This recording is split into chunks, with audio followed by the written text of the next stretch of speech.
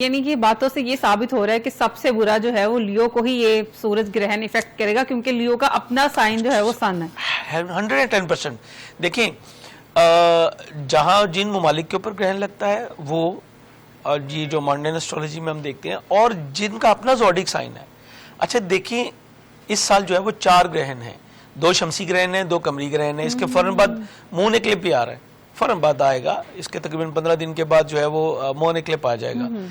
अब देखने की बात यह है कि हर शमसी ग्रहण पे, कमरी ग्रहण पे 2 ज़ोडिक तो डेफिनेटली जो है वो इम्पैक्ट होते हैं, एक कैंसीरियन और एक लियो। दोनों हमेशा हमेशा क्यों? बिकॉज के सन और मून को ही तो होना है, तो डेफिनेटली वो तो प्रॉब्लम में आएंगे।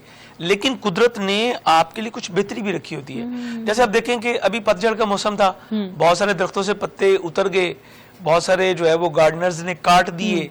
अब वहां पे क्या है, कुदरत नई चीजें देगी, नए पत्ते उगेंगे, नए फल फूल आएंगे। अब देखिए, इस खिजा के बाद बाहर और फिर फूलों की जो है आमद हर तरफ चहचहाट भी हो जाती है। एक झटका लगेगा, लेकिन उसके बाद चीजें स्मूथ हो जाएंगी।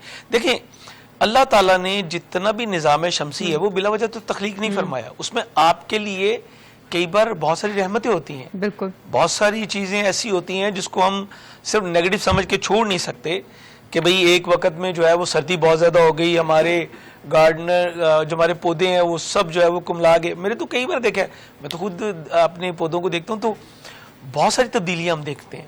अच्छा, इसका टाइम